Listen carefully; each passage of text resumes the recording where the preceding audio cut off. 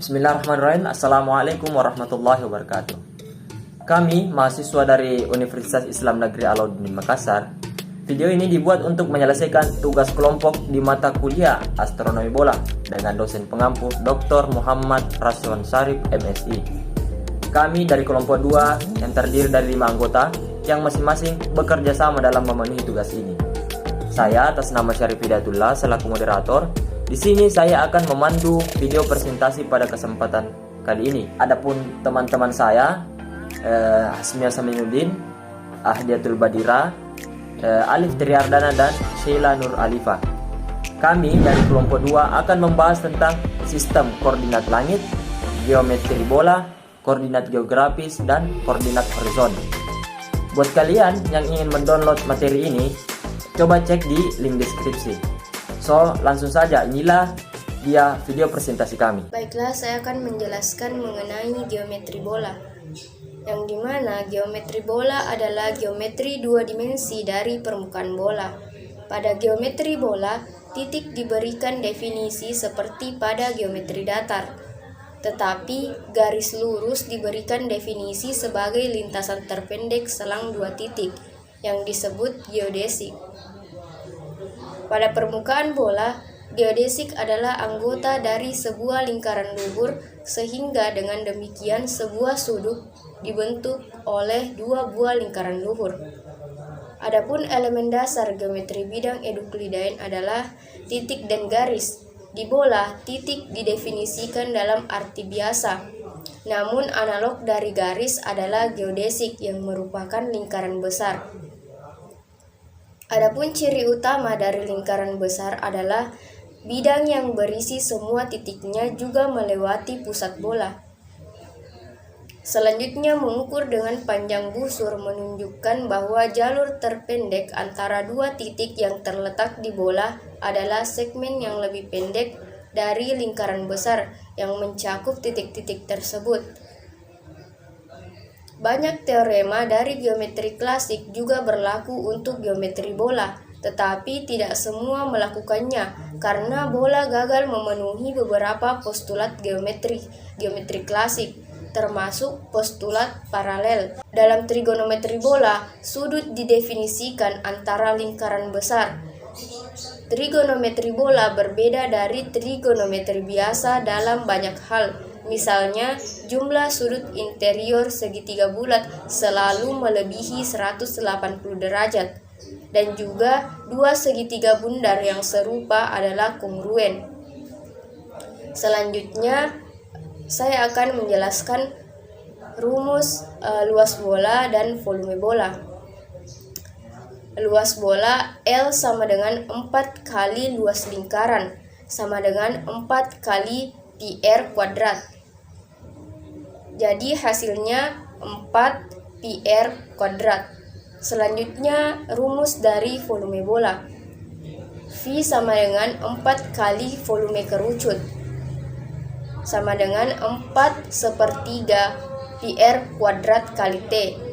Mengapa T? Karena pada bola T sama dengan R, maka 4 kali 1/3 pi r kuadrat kali R. Jadi hasilnya 4 kali 1/3 pi r pangkat 3 atau 4/3 pi r pangkat 3. Selanjutnya, saya akan menjelaskan tentang tata koordinat geografis. Tata koordinat geografis merupakan suatu sistem yang menentukan suatu titik garis atau bidang di permukaan bumi. Kemudian, dalam sistem tata koordinat geografis, penentuan posisi yang pertama kita gunakan adalah garis bujur. Nah, biasanya garis bujur ini disebut juga sebagai garis meridian atau garis longitude, atau dalam bahasa Yunani disebut dengan lambda. Kemudian, garis meridian berstruktur seperti ini.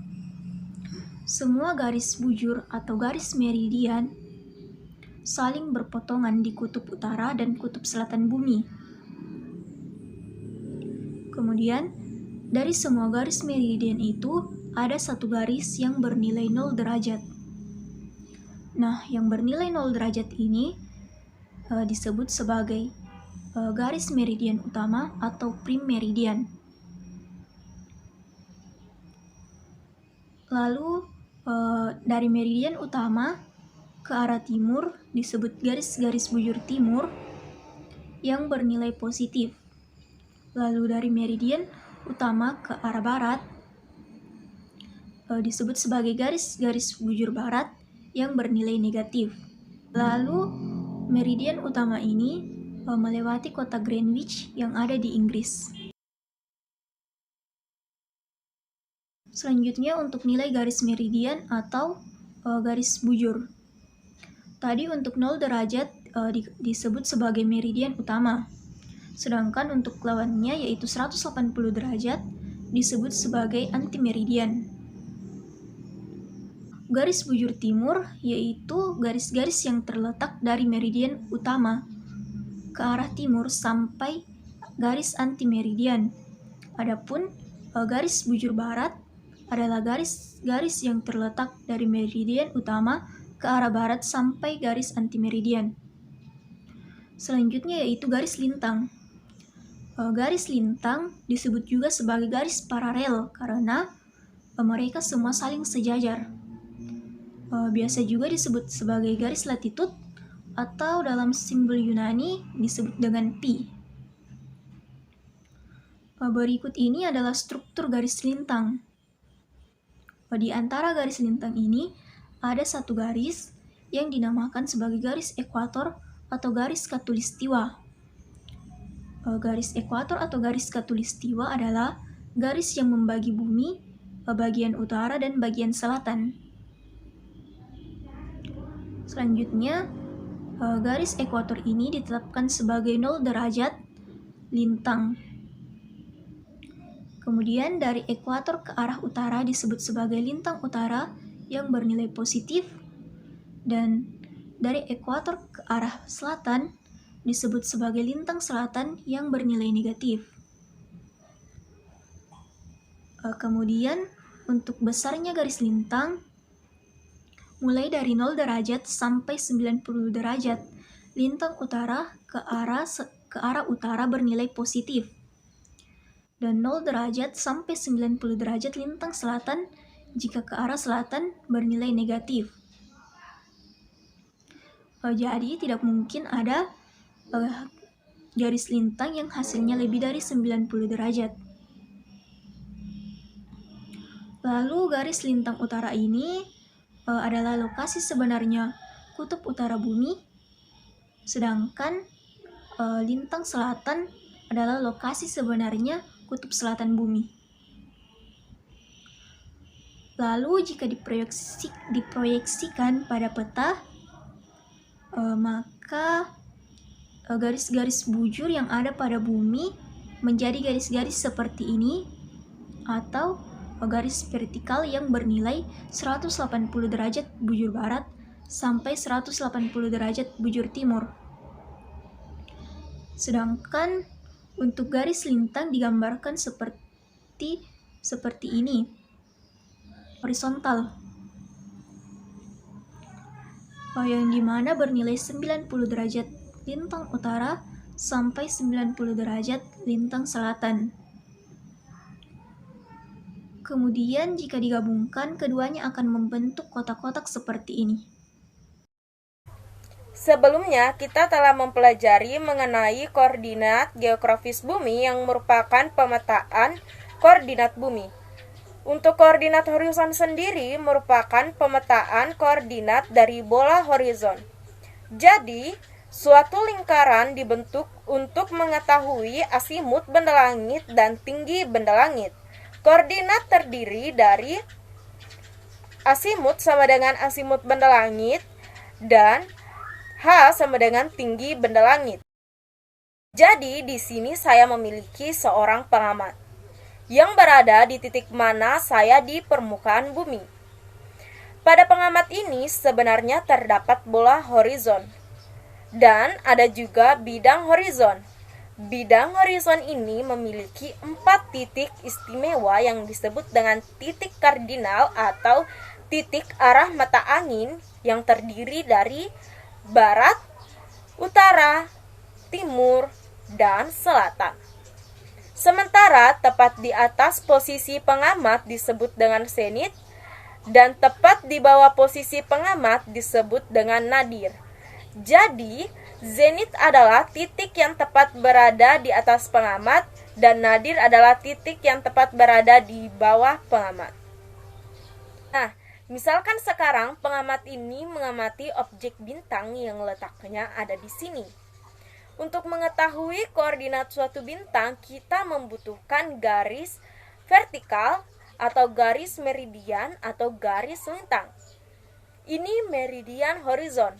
Untuk menentukan koordinat ini, kita kenakan dulu garis altitude. Altitude atau tinggi adalah jarak ke dalam sudut lingkaran vertikal suatu objek yang diukur dari bidang horizon. Altitude bernilai positif jika objek berada di atas, altitude bernilai negatif jika objek berada di bawah. Nah, untuk mengukur tinggi bisa dicari dengan cara dari zenit. Jadi acuannya adalah zenit yang disimbolkan dengan Z. Jika Z sudah diketahui, maka altitude atau H atau A bisa dicari dengan persamaan sebagai berikut. A sama dengan 90 derajat kurang Z. Jadi, Z itu jarak suatu objek benda langit dari posisi zenit. Yang kedua adalah koordinat asimut. Jadi, kita tentukan letaknya asimut. Azimut adalah jarak dalam suatu lingkaran horizon yang diukur dari titik utara sampai dengan titik perpotongan lingkaran vertikal. Nah, kalau sudah diketahui koordinat asimut serta altitude, maka jangan lupa untuk menggambarkan garis al-munkarat. Apa sih itu garis al-munkarat? Al-munkarat adalah lingkaran kecil yang sejajar dengan horizon tempat objek yang kita amati. Jadi selanjutnya adalah kelebihan dan kelemahan. Kelebihan 1. Digunakan untuk pengukuran absorpsi cahaya bintang.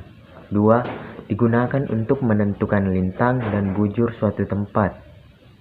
Kekurangannya yaitu koordinat dari sebuah objek langit mempunyai nilai yang berbeda untuk tempat-tempat lain. Jadi, kalau saya gambarkan seperti ini, jadi misalkan pengamat ada di posisi ini, jadi pengamat memiliki bola horizon sendiri di titik ini. Bagaimana dengan titik lain?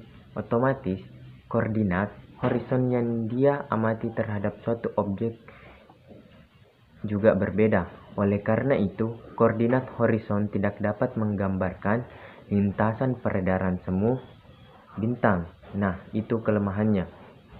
Bujur suatu bintang dinyatakan dengan asimut atau aset. Asimut umumnya diukur dari selatan ke arah barat sampai pada proyeksi bintang itu di horizon. Seperti pada gambar, asimut bintang adalah 220 derajat, namun ada pula asimut yang diukur dari utara ke arah timur. Oleh karena itu, sebaiknya Anda menuliskan keterangan tentang ketentuan mana yang Anda gunakan. Lintang suatu bintang dinyatakan dengan tinggi bintang atau A yang diukur dari proyeksi. Kemudian bintang di horizon ke arah bintang itu menuju ke zenit. Tinggi bintang diukur 0 derajat sampai 90 derajat jika arahnya ke atas menuju zenit, dan 0 derajat sampai min 90 derajat jika arahnya ke bawah. Letak bintang dinyatakan dalam aset. Setelah menentukan letak bintang, lukislah lingkaran al-mukaratnya, yaitu lingkaran kecil yang dilalui bintang yang sejajar dengan horizon lingkaran atau lingkaran PQRS. Mungkin cukup sekian video presentasi pada kesempatan kali ini. Kami dari mahasiswa Universitas Islam Negeri Alauddin Makassar, Prodi Ilmu Falak, mengucapkan terima kasih kepada teman-teman yang sudah menonton video ini. Akhirul kalam, Assalamualaikum warahmatullahi wabarakatuh.